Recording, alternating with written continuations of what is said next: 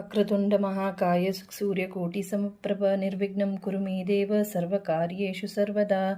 ನಮಸ್ಕಾರ ವೀಕ್ಷಕರೇ. ಮೇಷರಾಶಿಯವರು ಹೇಗಂದರೆ, ಇವರು ಯಾವುದೇ ಪ್ರಾಜೆಕ್ಟ್ ಪ್ರಾರಂಭ ಮಾಡಿದ್ರು ಅದರ ಬಗ್ಗೆ ಪೂರ್ತಿಯಾಗಿ ತಿಳಿದುಕೊಳ್ತಾರೆ ಮತ್ತು ಆ ಪ್ರಾಜೆಕ್ಟ್ ಅಥವಾ ಆ ಕೆಲಸ ಮುಗಿಯೋವರೆಗೂ ಇವರಿಗೆ ಊಟದ ಮೇಲೇನೂ ಗಮನ ಕಮ್ಮಿ ಮತ್ತು ನಿದ್ರೆನೂ ಸರಿಯಾಗಿ ಮಾಡೋದಿಲ್ಲ. ಪ್ರಾಜೆಕ್ಟಿನ ಬಗ್ಗೆನೇ ಆಳವಾಗಿ ಯೋಚನೆ ಮಾಡಿ ಪ್ರಾಜೆಕ್ಟ್ ಕಂಪ್ಲೀಟ್ ಮಾಡೋವರೆಗೂ ಇವರಿಗೆ ರಿಲ್ಯಾಕ್ಸೇ ಆಗಲ್ಲ ಇವರು. ನಿಮ್ಮ ರಾಶಿಯಾಧಿಪತಿ ಕುಜ 20ನೇ ತಾರೀಕುವರೆಗೂ ನಿಮ್ಮದೇ ರಾಶಿಯಲ್ಲಿ ಇರೋದ್ರಿಂದಾಗಿ ನಿಮಗೆ ಹೈ ಎನರ್ಜಿ ಮೋಟಿವೇಟೆಡಿಂದ ಇರ್ತೀರ. ತುಂಬ ಸ್ಪೀಡಾಗಿ ಕೆಲಸ ಮಾಡೋದನ್ನು ನೀವು ನೋಡ್ಬೋದು. ನೀವು ಈ ವಾರ ನಿಮ್ಮ ಹಾರ್ಡ್ ವರ್ಕ್ಗೆ ಕಷ್ಟಪಟ್ಟಿದ್ದಕ್ಕೂ ಒಳ್ಳೆ ರಿಕಗ್ನಿಷನ್ ಸಿಗುತ್ತೆ. ಆಫೀಸ್ನಲ್ಲಿ ಹೊಸ ಪ್ರಾಜೆಕ್ಟ್ನ ನೀವು ಕೈಗೆ ತಗೊತೀರಾ ಮತ್ತು ನಿಮ್ಮನ್ನು ನೀವು ಕೆಲಸದಲ್ಲಿ ತುಂಬಾ ತೊಡಗಿಸ್ಕೊಳ್ಳೋದ್ರಿಂದಾಗಿ ನಿಮಗೆ ಆಯಾಸ ಆಗೋದನ್ನು ನೀವು ಇಗ್ನೋರ್ ಮಾಡ್ತೀರಾ. ಆದರೆ ನೀವು ಆ ಥರ ಮಾಡೋಕ್ಕೆ ಹೋಗಬಾರ್ದು. ಕೆಲಸನೂ ನೀವು ಬ್ಯಾಲೆನ್ಸ್ ಮಾಡಬೇಕು, ನಿಮ್ಮ ಆರೋಗ್ಯನೂ ನೀವು ಬ್ಯಾಲೆನ್ಸ್ ಮಾಡ್ಕೋಬೇಕು. ಇಲ್ಲಾಂದರೆ ನೀವು ರೆಸ್ಟ್ ತೊಗೊಳ್ಳಿಲ್ಲ ಅಂದರೆ ನಿಮಗೆ ಮತ್ತೆ ಕೆಲಸ ಮಾಡೋಕ್ಕೆ ಸ್ವಲ್ಪ ಇಂಟ್ರೆಸ್ಟ್ ಬರಲ್ಲ. ಆರೋಗ್ಯನೇ ಸರಿ ಇಲ್ಲ ಅಂದರೆ ನಿಮಗೆ ಫ್ರೆಶ್ ಫೀಲ್ ಅಂತ ಅನಿಸೋದಿಲ್ಲ. ಅದರಿಂದ ರೆಸ್ಟ್ ತೊಗೊಳ್ಳಿಲ್ಲ ಅಂದರೆ ಹೆಡ್ಡೇಕ್ ಆಗೋ ಸಾಧ್ಯತೆ ಇದೆ ಅಥವಾ ಡೈಜೆಷನ್ ಪ್ರಾಬ್ಲಮ್ ಆಗ್ಬೋದು. ಸ್ವಲ್ಪ ಆರೋಗ್ಯದ ಕಡೆ ಗಮನ ಕೊಡಿ. ಕೆಲಸ ಇದ್ದಿದ್ದೇ ಇರುತ್ತಲ್ವ, ಪ್ರತಿದಿನ ಕೆಲಸ ಇರುತ್ತೆ ಮನುಷ್ಯನಿಗೆ. ನಮ್ಮ ಆರೋಗ್ಯನೂ ತುಂಬಾ ಮುಖ್ಯ. ಯಾವುದೇ ಮುಖ್ಯವಾದ ನಿರ್ಧಾರಗಳನ್ನು ತಗೊಳ್ಳೋಕ್ಕೆ ನೀವು ಆತುರ ಪಡೋದು ಅಷ್ಟು ಸರಿಯಲ್ಲ. ನಿಧಾನವಾಗಿ ಯೋಚನೆ ಮಾಡಿ ನೀವು ನಿರ್ಧಾರಗಳನ್ನು ತಗೋಬೇಕಾಗುತ್ತೆ. ಆಫೀಸ್ನಲ್ಲಿ ಕೊಲೀಗ್ಸ್ ಜೊತೆನೋ ಅಥವಾ ಸೀನಿಯರ್ಸ್ ಜೊತೆನೋ ಮಾತನಾಡುವಾಗ ಸ್ವಲ್ಪ ಹೆಚ್ಚು ಕಮ್ಮಿ ಆಗ್ಬೋದು. ಸ್ವಲ್ಪ ಗಮನ ಕೊಡಿ. ಜೂನ್ 15ರ ನಂತರ ತೃತೀಯದಲ್ಲಿ ಸೂರ್ಯ ಮತ್ತು ಬುಧನ ಸಂಚಾರ ಬಿಸ್ನೆಸ್ ಮಾಡೋರಿಗೆ ತುಂಬಾ ಉತ್ತಮವಾಗಿರುತ್ತೆ. ಜೊತೆಗೆ ನಿಮ್ಮ ಕಮ್ಯುನಿಕೇಷನ್ ಸ್ಕಿಲ್ಲು ತುಂಬಾ ಚೆನ್ನಾಗಿರುತ್ತೆ. ನಿಮ್ಮ ಬುದ್ಧಿ ತುಂಬಾ ಶಾರ್ಪ್ ಆಗಿರುತ್ತೆ. ಈ ಸಮಯದಲ್ಲಿ ಬರವಣಿಗೆಗಾರರಿಗೆ ಕೀರ್ತಿ ಗಳಿಸ್ಕೊತಾರೆ. ನೆಟ್ವರ್ಕಿಂಗ್ ಮಾಡೋರಿಗೆ ತುಂಬಾ ಅನುಕೂಲಕರವಾಗಿರುತ್ತೆ. ಬಿಸ್ನೆಸ್ ವಿಚಾರವಾಗಿ ಒಪ್ಪಂದಗಳನ್ನು ಮಾಡ್ಕೊಂಡಿರ್ತೀರಲ್ವ, ಅದನ್ನು ಸಹ ಪೂರ್ಣಗೊಳಿಸ್ತೀರಾ. ಹೆಚ್ಚು ಜನರ ಜೊತೆ ಕನೆಕ್ಟ್ ಆಗ್ತೀರಾ. ಈ ವಾರ ಸರ್ಕಾರದಿಂದ ಗೌರವ, ಸಮಾಜದಲ್ಲಿ ಕೀರ್ತಿ ಹೆಚ್ಚಾಗುತ್ತೆ. ಕುಟುಂಬದವರ ಜೊತೆ ಡಿಸ್ಕಸ್ ಮಾಡುವಾಗ ನಿಮ್ಮ ನಡುವೆ ಈಗೋ ಬರಲು ಬಿಡಬೇಡಿ. ಹಿಂದಿನ ಯಾವುದೇ ಭಿನ್ನಾಭಿಪ್ರಾಯಗಳಿದ್ದರೂ ಅದನ್ನು ಬಗೆಹರಿಸ್ಕೊಳ್ತೀರಾ. ಈ ವಾರ ನಿಮ್ಮ ಲಾಭಾಧಿಪತಿ ಶನಿ ಬಂದು ವ್ಯಯಸ್ಥಾನದಲ್ಲಿ 12ನೇ ಮನೆಯಲ್ಲಿ ಇರೋದ್ರಿಂದಾಗಿ ಈ ವಾರ ನೀವು ಅನಗತ್ಯ ಖರ್ಚು ಮಾಡೋದನ್ನು ತಪ್ಪಿಸ್ಬೇಕು ಮತ್ತು ಯಾವುದೇ ರಿಸ್ಕ್ ಇರೋ ಇನ್ವೆಸ್ಟ್ಮೆಂಟ್ ಮಾಡೋದನ್ನು ನೀವು ಅವಾಯ್ಡ್ ಮಾಡ್ಕೋಬೇಕು. ಮೇಷರಾಶಿಯವರಿಗೆ ಕರ್ಮಸ್ಥಾನಾಧಿಪತಿನೂ ಶನಿನೇ, ಲಾಭಸ್ಥಾನಾಧಿಪತಿನೂ ಶನಿನೇ. ಇದರಿಂದ ಈ ಸಮಯದಲ್ಲಿ ನಿಮಗೆ ಶನಿ ವ್ಯಯಸ್ಥಾನದಲ್ಲಿ ಇರೋದ್ರಿಂದಾಗಿ ನಿಮ್ಮ ಕೆಲಸದಲ್ಲಿ ತುಂಬ ಎಫರ್ಟ್ ಹಾಕಿದ್ರೆ ಮಾತ್ರ ನಿಮಗೆ ಲಾಭ ಸಿಗೋ ಸಾಧ್ಯತೆ ಇರುತ್ತೆ.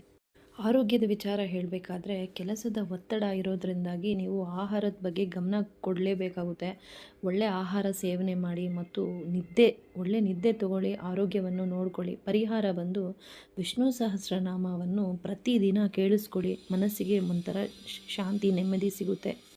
ವೃಷಭ ರಾಶಿಯವರಿಗೆ ಈ ವಾರ ಹೇಗಿರುತ್ತೆ ಅಂತ ನೋಡೋಣ.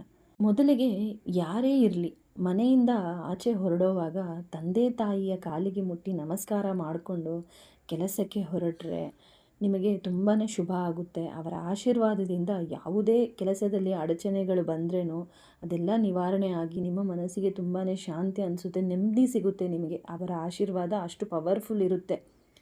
ಆಫೀಸ್ನಲ್ಲಿ ಕೆಲಸದ ವಿಚಾರದಲ್ಲಿ ಯಾವುದೇ ಡಾಕ್ಯುಮೆಂಟ್ಗಳನ್ನು ಸರಿಯಾಗಿ ಚೆಕ್ ಮಾಡಬೇಕು. ನೀವು ಸರಿಯಾಗಿ ಪರಿಶೀಲನೆ ಮಾಡದೆ ಯಾರನ್ನೂ ಈಸಿಯಾಗಿ ನಂಬಬೇಡಿ. ಸ್ವಲ್ಪ ಎಚ್ಚರಿಕೆಯಿಂದ ವ್ಯವಹರಿಸಬೇಕಾಗುತ್ತೆ. ಸೈನ್ ಮಾಡೋದಿರಲಿ, ಇಲ್ಲ ಯಾವುದೇ ಅಗ್ರಿಮೆಂಟ್ ಮಾಡೋದಿರಲಿ, ಪ್ರತಿಯೊಂದೂ ಸ್ವಲ್ಪ ಎಚ್ಚರಿಕೆ ವಹಿಸಿ. ಇಷ್ಟು ದಿನ ತುಂಬ ಡೆಡಿಕೇಷನಿಂದ ಕೆಲಸ ಮಾಡಿದ್ದೀರ ಮತ್ತು ತಾಳ್ಮೆಯಿಂದ ವೇಟ್ ಮಾಡಿದ್ದಕ್ಕೆ ನಿಮ್ಮ ಹಾರ್ಡ್ ವರ್ಕ್ನ ಗಮನಿಸದೇ ಇರೋರು ಈಗ ನಿಮ್ಮ ಕೆಲಸವನ್ನು ಗಮನಿಸೋಕ್ಕೆ ಶುರು ಮಾಡ್ತಾರೆ. ಹೊಸ ಜವಾಬ್ದಾರಿಗಳು ನಿಮಗೆ ಸಿಗುತ್ತೆ. ನೀವು ಅಂದುಕೊಂಡಿರುವ ಗುರಿಯನ್ನು ಪ್ರಾರಂಭ ಮಾಡಲು ಈ ಸಮಯ ತುಂಬಾ ಅನುಕೂಲಕರವಾಗಿರುತ್ತೆ.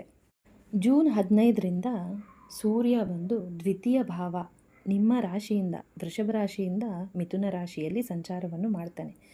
ನಿಮ್ಮ ಗಮನ ಎಲ್ಲ ಈ ಸಮಯದಲ್ಲಿ ಕುಟುಂಬದ ಮೇಲೆ ಮತ್ತು ಹಣಕಾಸಿನ ವಿಚಾರದಲ್ಲಿ ಇರುತ್ತೆ. ನೀವು ಬಜೆಟ್ ಪ್ಲ್ಯಾನಿಂಗು ಮಾಡ್ತೀರಾ. ಅದರಿಂದಾಗಿ ನಿಮಗೆ ಒಂದು ಸ್ಪಷ್ಟತೆ ಬರುತ್ತೆ. ಉಳಿತಾಯ ಮಾಡೋ ಬಗ್ಗೆ ಗಮನನೂ ಹರಿಸ್ತೀರಾ. ನೀವು ನಿಮ್ಮ ಬಗ್ಗೆ ಆಲೋಚನೆ ಮಾಡ್ಕೋಬೇಕು. ನಿಮ್ಮ ಅಕ್ಕ ತಂಗಿಂದಿರು ಅಥವಾ ನಿಮ್ಮ ನೇಬರ್ಸು ಏನೋ ಹೊಸ ವಸ್ತುಗಳು ತಂದರು ಅಂತ ನೀವು ಕೂಡ ಅವರಿಗೆ ತೋರಿಸ್ಬೇಕು ಅಂತ ಈಗೋಯಿಂದ ಅನಾವಶ್ಯಕ ಖರ್ಚು ಮಾಡೋದನ್ನು ನೀವು ತಪ್ಪಿಸ್ಬೇಕಾಗುತ್ತೆ. ಪ್ರತಿದಿನ ಪ್ರತಿಕ್ಷಣ ನಾವು ಇನ್ನೊಬ್ಬರನ್ನ ಮೆಚ್ಚಕ್ಕಂತೂ ಆಗಲ್ಲ ಅಲ್ವಾ?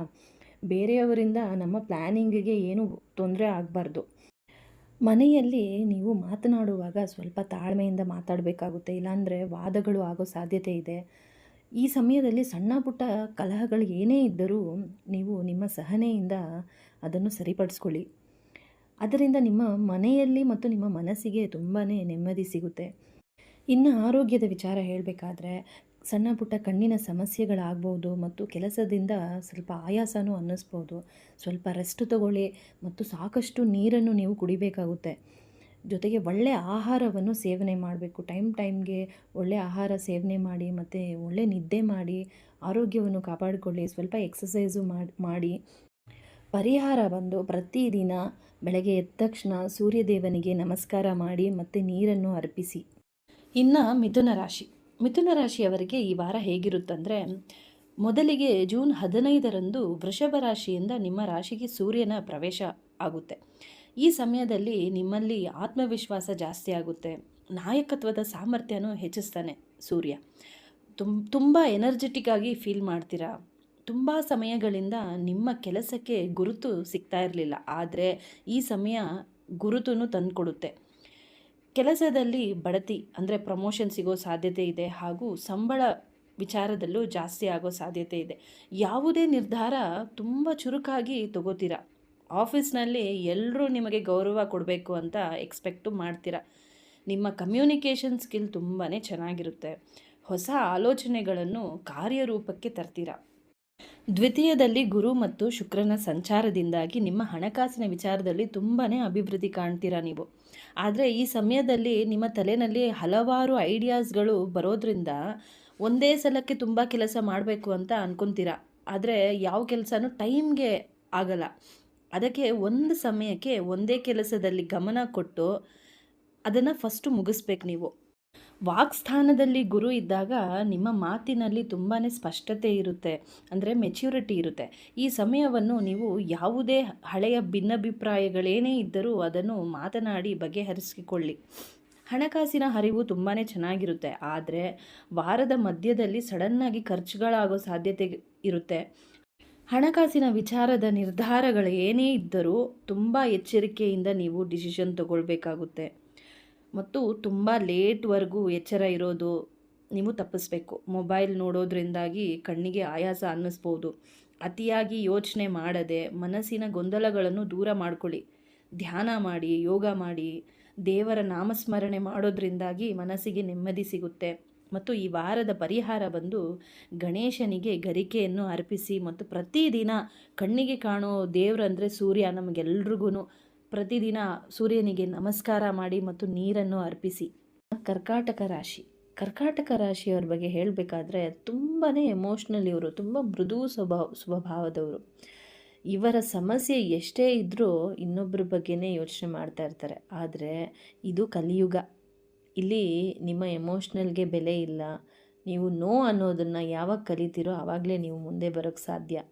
ಈ ವಾರ ಕಟಕ ರಾಶಿಯವರಿಗೆ ಹೇಗಿದೆ ಅಂದರೆ, ಕೆಲಸದಲ್ಲಿ ಹೊಸ ನಿರೀಕ್ಷೆಗಳು ಇರುತ್ತೆ ಮತ್ತು ಪ್ರಗತಿನೂ ಕಾಣ್ತೀರಾ. ಹೊಸ ಅವಕಾಶಗಳು ದೊರೆಯುತ್ತೆ. ಜೊತೆಗೆ ಪ್ರಮೋಷನ್ ಸಿಗೋ ಸಾಧ್ಯತೆಯೂ ಇದೆ.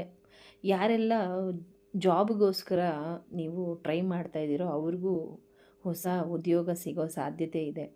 ನೀವು ಏನು ಹೇಳ್ತೀರಾ ಅದನ್ನು ನೀವು ಮಾಡಿ ಮುಗಿಸ್ತೀರಾ. ಈ ವಾರ ಗೌರವ ಮತ್ತು ಗುರುತು ಜಾಸ್ತಿ ಆಗುತ್ತೆ, ಸಮಾಜದಲ್ಲಿ ಹೆಚ್ಚಾಗುತ್ತೆ. ಹಣಕಾಸಿನ ವಿಚಾರದಲ್ಲಿ ಒಂದು ಸ್ಪಷ್ಟತೆ ಅಂದರೆ ಕ್ಲಾರಿಟಿ ಬರುತ್ತೆ ನಿಮಗೆ. ಅದರಿಂದ ಬುದ್ಧಿವಂತಿಕೆ ನಿರ್ಧಾರಗಳನ್ನು ತಗೋತೀರ. ಒಂದು ಮುಖ್ಯವಾದ ವಿಚಾರ ಏನಂದರೆ, ಯಾವುದೇ ತುಂಬ ಮುಖ್ಯವಾಗಿರೋ ಇಂಪಾರ್ಟೆಂಟ್ ಡಾಕ್ಯುಮೆಂಟ್ಗಳನ್ನು ಅಥವಾ ಬ್ಯಾಂಕ್ನಲ್ಲಿ ಏನಾದರೂ ವ್ಯವಹಾರ ಅಂದರೆ ಚೆಕ್ ವಿಚಾರವಾಗಿ ನೀವು ತುಂಬ ಎಚ್ಚರಿಕೆಯಿಂದ ಪರಿಶೀಲನೆ ಮಾಡಿ ಏನೇ ನೀವು ಎಂಟರ್ ಮಾಡಬೇಕಂದ್ರೇನೋ ಪ್ರತಿಯೊಂದು ವಿಚಾರನೂ ತುಂಬ ಎಚ್ಚರಿಕೆಯಿಂದ ನೀವು ಮಾಡಬೇಕಾಗುತ್ತೆ. ನಿಮಗೆ ಬರಬೇಕಾಗಿದ್ದ ದುಡ್ಡು ನಿಮ್ಮ ಕೈಗೆ ಬಂದು ಸೇರುತ್ತೆ. ಈ ವಾರ ಉಳಿತಾಯವನ್ನು ಮಾಡಲು ಈ ಸಮಯ ಅನುಕೂಲ ಮಾಡಿಕೊಡುತ್ತೆ. ಸಂಗಾತಿಯೊಂದಿಗೆ ನಿಮ್ಮ ಬಂಧ ಗಟ್ಟಿಯಾಗುತ್ತೆ ಮತ್ತು ಸಂತೋಷದ ಸಮಯವನ್ನು ನೀವು ನಿರೀಕ್ಷಿಸಬಹುದು. ಮತ್ತು ಫ್ಯಾಮಿಲಿ ಕಡೆಯಿಂದ ನಿಮಗೆ ಸಪೋರ್ಟ್ ಸಿಗೋದ್ರಿಂದ ನಿಮ್ಮ ಆತ್ಮವಿಶ್ವಾಸನೂ ಜಾಸ್ತಿ ಆಗುತ್ತೆ. ಹಣಕಾಸಿನ ವಿಚಾರದಲ್ಲಿ ತುಂಬ ಲಾಭವಿರುತ್ತೆ, ಆದರೆ ಮನೆಗೋಸ್ಕರ ಅಂತ ಅಥವಾ ಪ್ರಯಾಣ ಮಾಡೋದ್ರಿಂದಾಗಿ ಖರ್ಚು ಆಗಬಹುದು. ಹಳೆಯ ಸಾಲ ಏನಾದರೂ ಇದ್ದರೆ ಈ ಸಮಯದಲ್ಲಿ ಅದನ್ನು ಕ್ಲಿಯರ್ ಮಾಡ್ಕೊಳ್ಳೋದು ಉತ್ತಮ. ಹೊಸ ಹೂಡಿಕೆ ಅಂದರೆ ರಿಸ್ಕ್ ಇರುವ ಸ್ಕೀಮ್ಗಳಲ್ಲಿ ಇನ್ವೆಸ್ಟ್ ಮಾಡೋದು ಅವಾಯ್ಡ್ ಮಾಡಬೇಕು ನೀವು.